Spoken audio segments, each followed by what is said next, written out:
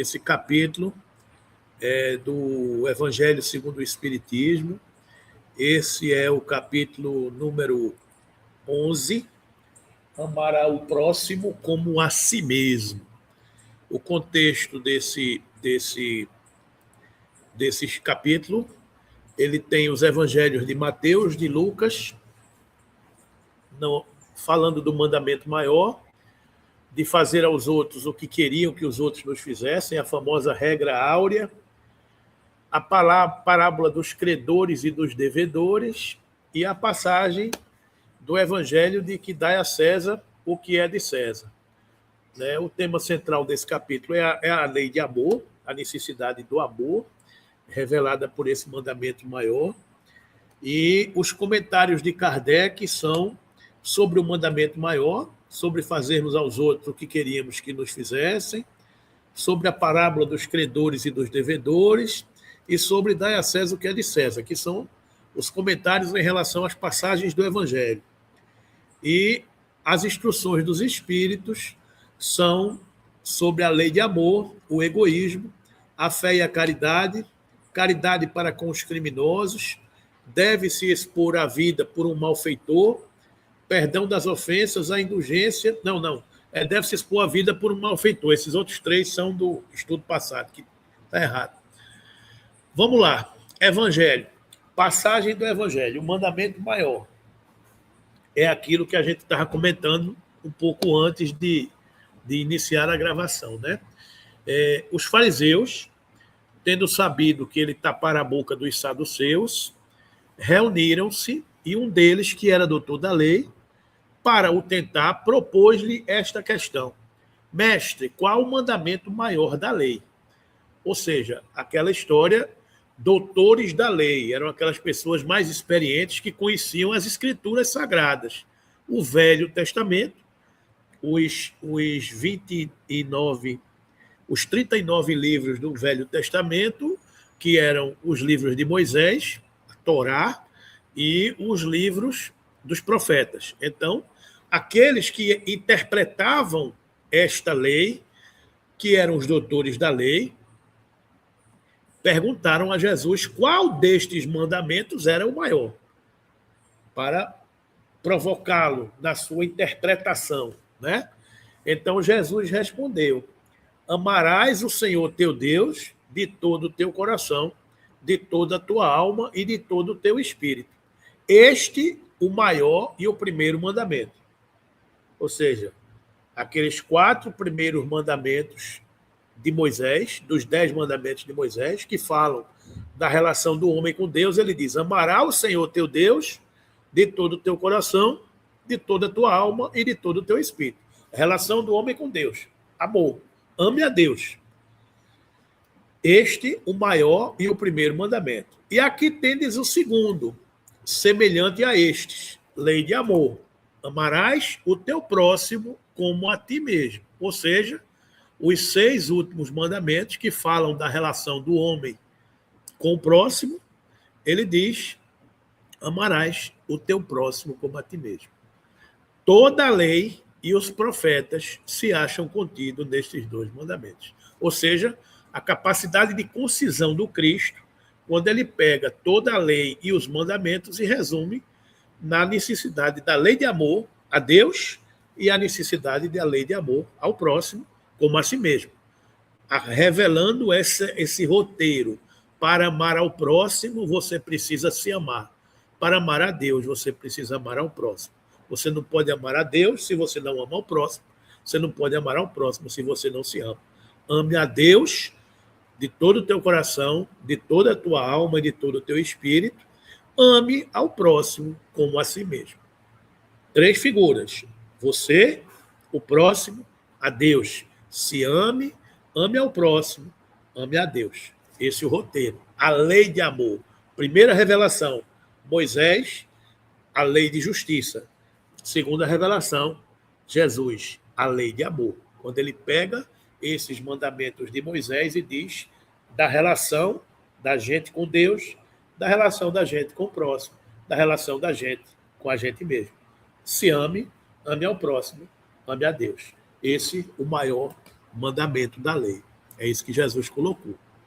Outra passagem é que ele diz: fazei aos homens tudo o que queirais que eles vos façam, pois é nisto que consistem a lei e os profetas. Então, a regra áurea, a gente fazer a outra pessoa aquilo que a gente gostaria que a outra pessoa fizesse com a gente.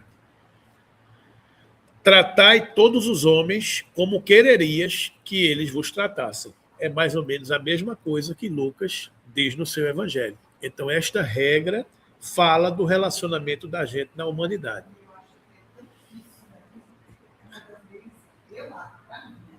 É muito difícil. Porque quando você, enquanto humano... A dificuldade da gente fazer aos outros, desse desafio da gente viver em sociedade. É por isso que a gente está aqui. Então, esse desafio, Rita, quando você menciona que isso é difícil, a gente fazer aos outros o que gostaria que a gente fizesse, é exatamente porque nós somos imperfeitos. E somos colocados em situações em que os outros são diferentes da gente. E por serem diferentes e por nos cobrarem, e muitas vezes são pessoas que já nos feriram, de alguma forma suscitam alguma mágoa, algum rancor, alguma diferença, a dificuldade está nisso, está em você superar-se, aceitar, perdoar, entender, relevar, minimizar, seguir adiante, né? Porque assim, eu acho que você até faz, né? Tratar os homens como eles faz bem, mas assim você fica assim, naquele lugar que assim, será que eu vou receber isso? É você não ter essa expectativa, sabe, Rita? Você fazer pelos outros e esperar que os outros façam por você.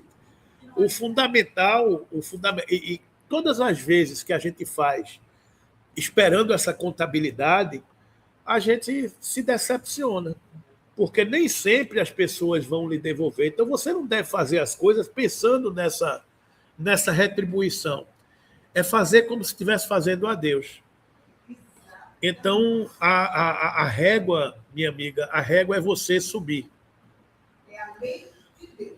Não, é você subir a escala, você sobe o sarrafo.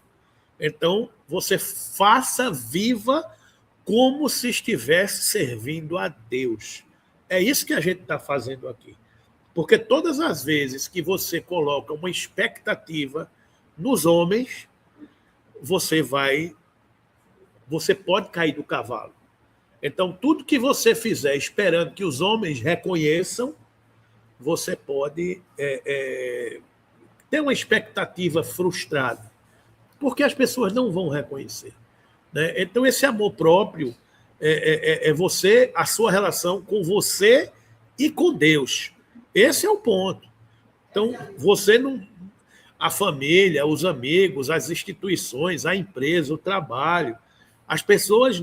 Não faça esperando que as pessoas vão lhe aplaudir, não faça esperando que as pessoas vão lhe reconhecer, não faça esperando que as pessoas vão lhe elogiar. Não vão. Não vão. Né? Então, faça para Deus. E não se importe se vão falar ou vão dizer, mas é você e a sua consciência. Né? As pessoas vão criticar, vão achar que você está querendo aparecer, vão achar que você está querendo ser melhor do que os outros. Não interessa. Todas as vezes que você estiver sentindo sobrecarregado, porque está pesado, você serve na sua casa, você serve aos seus familiares, você serve aos seus parentes, você serve aos seus amigos, você serve no seu trabalho, você serve na sua instituição. Todas as vezes que você estiver se sentindo sobrecarregado, porque você só queria um reconhecimento, você só queria um elogio, você só queria uma gratidão. Não espere isso. É entre você e Deus. Nunca foi de outra maneira. O perigo, né? O perigo é quando a gente encontra pessoas... Eu tenho aprendido essas lições. É quando a gente encontra pessoas de 70 anos, um pouco mais amargas, porque deu tanto, fez tanto. Mas essa questão, Mas essa questão, André, que você coloca, é uma questão muito importante nos dias atuais. Pois é. É porque, mas veja, aí eu vou colocar o outro aspecto. A gente está vivendo um momento onde a gente tem um choque de gerações muito evidente. Então, eu digo 50 mais, 50 menos. Estão se encontrando. Os 50 mais e os 50 menos são gerações que um já está indo e o outro está chegando, né? Então, é aquela história de dois repentistas famosos que se encontraram no leito de morte de um deles, Zé Duda e Zé Miguel. Aí o mais novo, quando entrou para visitar o mais velho e mais experiente, disse, vou lhe saudar em rima. Zé Duda e Zé Miguel, um de ida e outro de vinda. Um não pode mais e o outro não pode ainda. Então, é um pouco a realidade do que a gente está vivendo hoje. Né? O que você está dizendo aí, que é a amargura dos mais idosos, é exatamente o acúmulo de uma vida de doação, de dedicação, de renúncia, de conquistas, e o não reconhecimento e abandono, o desprezo. Então, esta pilha que se acumula, quando chega num determinado momento, se você não tiver essa relação que é entre você e Deus, você vai ser uma pessoa frustrada, porque você esperou, sim, porque você esperou que as pessoas o reconhecessem. Aí, quando chega uma maioridade, aí vem a dificuldade de locomoção, vem a necessidade de precisar de uma coisa, de precisar de outra. E como você plantou, você esperava colher, você esperava reconhecer. E aí vem a amargura, amiga Andréia, vem a amargura, vem a reclamação. Veja, e a gente tem que entender isso. A gente tem que entender e respeitar. Por isso que é normal que as pessoas mais velhas sejam rabugentas, sejam... Por que é normal? Porque as pessoas não são mais tão voluntariosas, as pessoas não podem mais tanto, as pessoas deixam de ser importantes, seu telefone não toca mais, porque você era importante, não porque era você, porque você representava algum status, algum poder, algum CNPJ que você trabalhava ou que você servia. Então, quando você perde tudo isso, muitas vezes as pessoas dizem que você deixa de ser uma pessoa interessante. Então, essas coisas doem. Essas coisas doem. Quando a gente envelhece sem esse aconchego. Porque o envelhecimento de uma pessoa poderosa, ela será amparada. Porque as pessoas precisam desse poderoso idoso. Mas uma velhice de um poderoso desamparado, que não pode mais dar tanto, que necessita ter, ela é mais dolorosa. Porque as pessoas não veem em você valor. Porque você tinha valor quando você podia dar, quando você podia dividir. Então, esta amargura advém dessa consciência que se culpa porque fez tanto e não recebeu nada. Se você muda o direcionamento da contabilidade de que você fez a Deus, você está sempre feliz, porque eu servi a Deus. Eu servi a Deus. Então, por eu ter servido a Deus, eu estou quite com a minha consciência. Eu não me importo se as pessoas não me reconhecem. Eu não me importo se as pessoas não querem mais, me acham desinteressante. Por quê? Paciência. Eu posso ter sido, deixado de ser. O importante é você estar em paz com a sua consciência. O importante é você estar tranquilo em relação à fé no futuro. É aquela questão do Livro dos Espíritos, o que é felicidade. Do ponto de vista material, é a posse do necessário. Do ponto de vista espiritual, é a consciência tranquila e a fé no futuro. Ou seja, posse do necessário. Eu hoje não estou mais angustiado porque não tenho uma Ferrari na garagem. Eu hoje não estou mais angustiado porque não tenho nenhuma garagem. Porque eu não preciso. Você vai descobrindo que você não precisa disso. Então, felicidade é a posse do necessário. É aquela história da oração dominical, do pão nosso de cada dia nos dai hoje. Quando você está em ascensão, você compra pão, diversos tipos, você compra queijo de diversos tipos, você compra presuntos de diversos tipos e passa a achar bom comer o pão diferente, com o queijo diferente e com o presunto nobre. Quando você perde o presunto nobre, o queijo nobre e o pão diferente, você passa a ser infeliz. Mas, na verdade, você só precisava do pão nosso de cada dia. Então, não é enriquecer que é bom. Não é ser rico que é bom, é enriquecer, que é o processo de conquista. Não é ser pobre que é ruim, é empobrecer. Ou seja, é o processo da aquisição e da perda. Se você sempre foi remediado, você não vai ficar com inveja de algo que você nunca teve. Então não vai lhe fazer falta. Se você conquistou, bom, você conquistou com o seu esforço, com o seu trabalho. Então o processo é positivo. Se você já nasceu nobre, quantas pessoas de famílias abastadas que já nascem com tudo no lugar, que são deprimidos, angustiados, vazios, porque não tem o processo do crescimento, da conquista.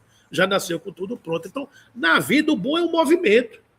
É o movimento de você ascender, é o movimento de você conquistar. A vida é movimento. Né? Então, Andréia, essa questão da angústia, essa questão da amargura, diz muito disso. Diz das não expectativas. Não colocar expectativas em lugares que você sabe que não virão. Até porque naquelas relações podem ser relações que você está reconquistando. Então, se você está reconquistando, você vai ter que entender que precisa. Né? Mas é claro.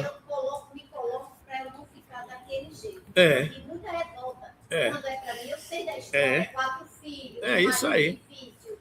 Mas é isso. Se a gente não colocar o referencial, a gente vai sofrer, né? Fazer para os olhos de Deus, continuação.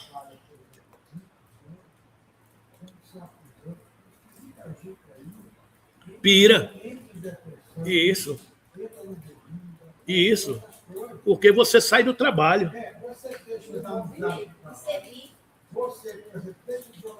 Deixa de ser útil. Deixa de ser útil. É isso aí.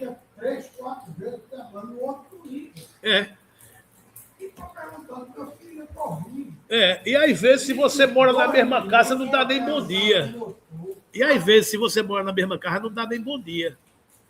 Porque as pessoas vivem em outra órbita.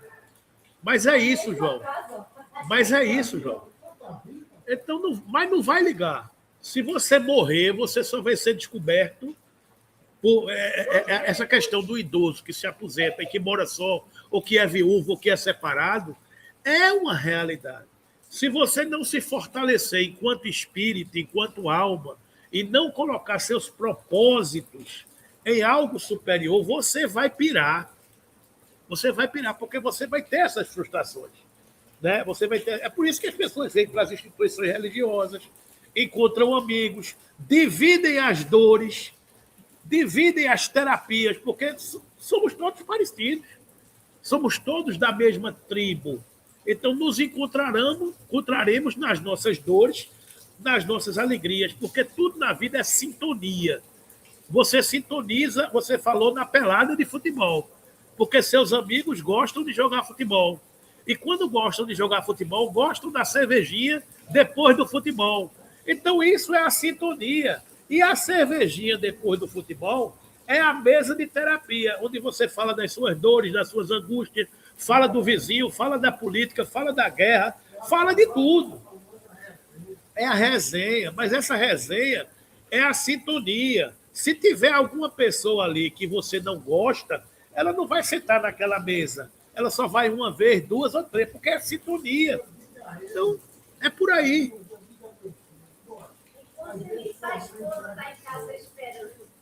Se houver, né?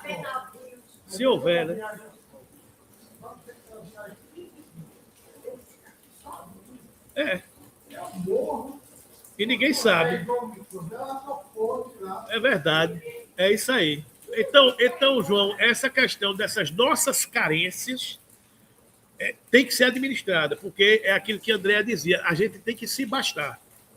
Então, essa relação, não é que a gente seja pessoas egoístas, mas a gente tem que se bastar, porque muitas vezes no relacionamento, eu só queria encontrar minha cara metade, eu só queria encontrar minha outra banda. Uma outra banda não vai encontrar outra banda. Será sempre uma relação mais difícil, porque você projeta no outro o que falta em você. As relações mais duradouras são dois completos que se encontram. Porque dois completos se encontram e se bastam. Não é que um não precise do outro. Claro que a gente precisa da relação, porque nós somos pessoas sociais, precisamos desse relacionamento. Mas a gente não pode projetar no outro as nossas carências, as nossas dependências. Né? São essas nossas frustrações, né? Mas é por aí, né?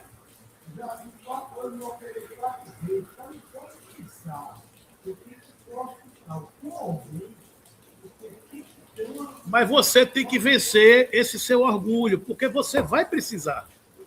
E não tem jeito. João, não tem jeito.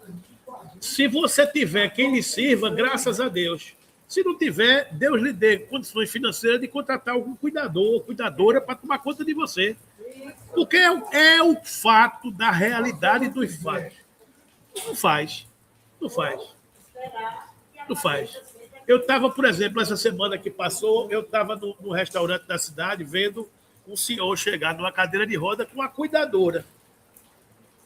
Ele chegou na cadeira de roda com a cuidadora, sentou-se, tomou a cervejinha dele, comeu o prato dele, tem condição de pagar. Então, um amigo meu falava, rapaz, coitado, está ali sozinho, não tem um parente, não tem um amigo, não tem ninguém para estar dividindo com ele aquele momento.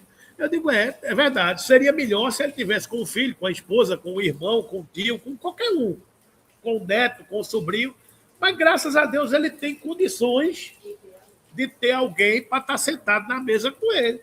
Então, a gente tem que estar olhando sempre o lado positivo das coisas. A gente vai ter 100%? Vai, mas não agora.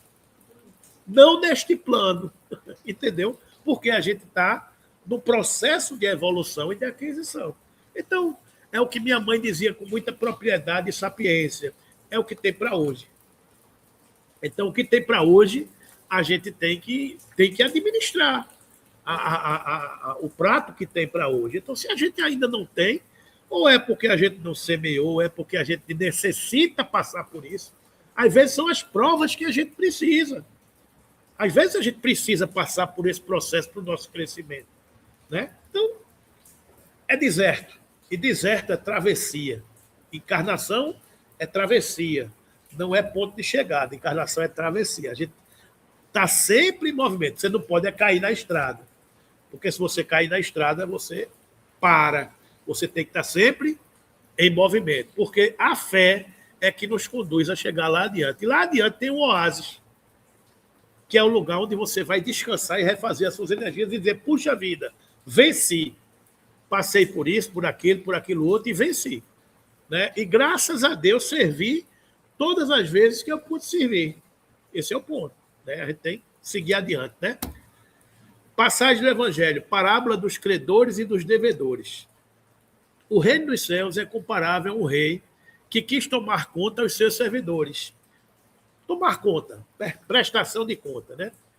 Tendo começado a fazê-lo, apresentaram-lhe um que lhe devia 10.000 talentos. Mas como não tinha meios de os pagar, mandou seu senhor que o vendessem a ele, sua mulher, seus filhos e tudo o que lhe pertencesse para pagamento da dívida. Bonzinho o povo, né? Vá vendo a mulher, filho, casa, vizinho e para pagar a dívida. O servidor, lançando-se aos pés, o conjurava dizendo, Senhor, tenha um pouco de paciência e eu te pagarei tudo. Então o Senhor, tocado de compaixão, deixou-o ir e lhe perdoou a dívida. Esse servidor, porém, ao sair, encontrando um de seus companheiros que lhe devia 100 dinheiros, o segurou pela goela e disse, e quase a estrangular, dizia, paga o que me deves. O companheiro, lançando-se aos pés, o conjurava dizendo: tenha um pouco de paciência e eu te pagarei tudo. Mas o outro não quis escutá-lo. Foi-se e o mandou prender por tê-lo preso até pagar o que lhe devia. Os outros servidores, seus companheiros, vendo o que se passava, foram extremamente aflitos e informaram o Senhor de tudo o que acontecera. Então o Senhor, tendo mandado vir à sua presença aquele servidor, lhe disse: mau servo, se eu te havia perdoado tudo o que me devias, por que me pediste? Porque me pedistes, não estavas desde então no dever de também ter piedade do teu companheiro, como eu tivera de ti? E o Senhor, tomado de cólera, o entregou aos verdugos para que o tivessem até que ele pagasse tudo o que devia. Assim, é assim que meu Pai que está nos céus vos tratará, se não perdoardes, do fundo do coração, as faltas que vossos irmãos houverem cometido, como cada um de vós. Né? Então, meus irmãos, qual é a questão? O cara devia, falou com o senhor lhe perdoou. Ele, quando saiu dali, encontrou alguém que o devia.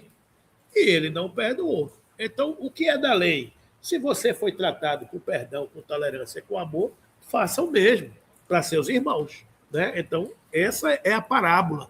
Ele diz: é assim que o meu Pai que está nos céus vos tratará, se você não fizer o que eu lhe fiz. Né? Então, é esse... Se a gente foi tratado com amor, com decência, com carinho, que a gente também o faça. Né? Então, essa outra passagem. E o comentário de Kardec em relação ao mandamento maior da lei de amor, de fazermos aos outros o que queiramos que nos outros nos façam, e da parábola dos credores e dos devedores, é o seguinte: amar ao próximo como a si mesmo, fazer pelos outros o que quereríamos que os outros fizessem por nós. É a expressão mais completa da caridade, porque resume todos os deveres do homem para com o próximo. Não podemos encontrar guia mais seguro. É aquilo que a gente já explorou e já discutiu aqui. Não tem guia mais seguro a tal respeito que tomar para padrão o que devemos fazer aos outros. A dificuldade que Rita mencionava, né? Aquilo que nós desejamos para nós. Com que direito exigiríamos dos nossos semelhantes melhor proceder, mais indulgência, mais benevolência e devotamento para conosco do que os que temos para com eles? Ou seja, eu só posso exigir do outro o que eu dou, não é?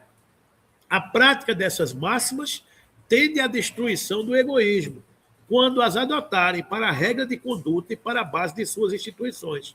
Os homens compreenderão a verdadeira fraternidade e farão que entre eles reinem a paz, a justiça, e não haverá mais ódios nem dissensões, mas tão somente união, concórdia e benevolência mútua. Então, este é o evangelho, que eu vou ficar por aqui, porque já estava da hora. Então, este é o evangelho que a gente leu e os comentários de Kardec. A gente colocar essa regra, meus irmãos, a gente colocar como meta servir a Deus e colocar como meta fazer aos outros o que gostaria que os outros nos fizessem. Todas as vezes que nos sentimos sobrecarregados, pensarmos nisso. É a Deus que eu estou servindo. Eu estou nesse posto de trabalho porque eu necessito estar nesse posto de trabalho. Eu estou feliz porque estou tendo a oportunidade de servir. Não importa se os outros vão reconhecer ou deixar de reconhecer. Não é entre você e eles. Não é entre você e eles. A referência é servir ao Cristo. Você está no contexto de uma encarnação. Felizes seremos quando estivermos sintonizados com a alma que dão as mãos a gente. Graças a Deus. Graças a Deus quando a gente encontra almas que nos dão as mãos. Mas se não encontramos as almas que nos dão as mãos, sigamos fazendo o bem porque estamos servindo a Deus. Porque temos essa capacidade. E todas as vezes que acharmos que não deveríamos fazer algo porque aquela pessoa não merece, faça o que você gostaria que fizessem a você. Independente se o outro vai reconhecer ou não vai reconhecer.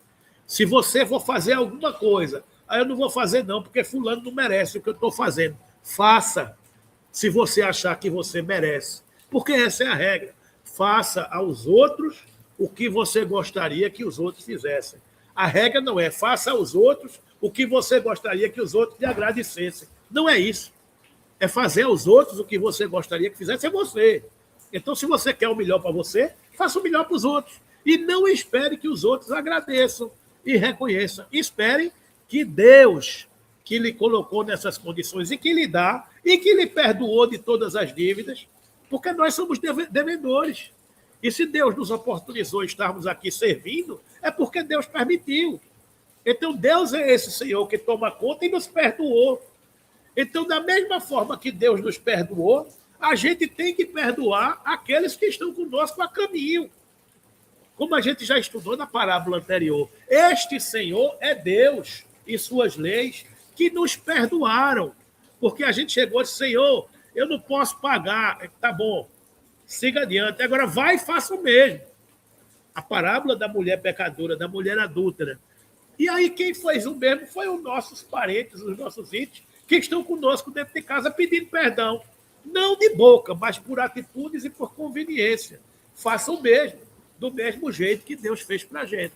Então essa é a regra áurea. Fazer aos outros o que gostaríamos que fizessem a nós. Essa é a lei maior. Amar a Deus acima de todas as coisas e amar o próximo como a si mesmo. Isso é lei de amor. Isso é regra de conduta que precisa estar internalizada em nossos corações para a gente viver melhor, sem expectativas. A expectativa é você sentir em paz com você mesmo. Felicidade é a posse do necessário do ponto de vista material. É a consciência tranquila. Que consciência tranquila? Fiz todo o bem que estava ao meu alcance. E a fé no futuro? Que fé no futuro? Graças a Deus eu encontrarei com a verdade, com a justiça e com a luz e estou caminhando para ela, porque estou fazendo o meu melhor. Essa é a fé no futuro que nos alimenta, né? Então, que Jesus nos abençoe. A gente fica por aqui nessa manhã de hoje, felizes por podermos estar na casa do Senhor, no nosso posto de trabalho, porque é no nosso posto de trabalho que o Senhor nos encontrará todas as vezes que precisar de nós, né? Então, a gente não pode se ausentar do nosso posto de trabalho. E onde é o nosso posto de trabalho, Soninha? É dentro de casa, é na rua, na família, na casa espírita, no templo religioso, é no nosso posto de trabalho, porque é lá que Jesus conta com o nosso concurso, né? Então é de lá que a gente não pode se ausentar. Que Jesus nos abençoe, nos inspire e nos ampare sempre.